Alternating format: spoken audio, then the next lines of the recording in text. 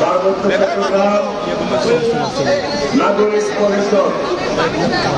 বান্দরবান জেলা শাখার উদ্যোগে আজকে এই বিশাল মহাসমুদ্র, এই বিশাল মহাসমাবেশের সভাপতি পার্বত্য চট্টগ্রাম নাগরিক পরিষদ সভাপতি কালাম সাহেব উপস্থিত রয়েছেন।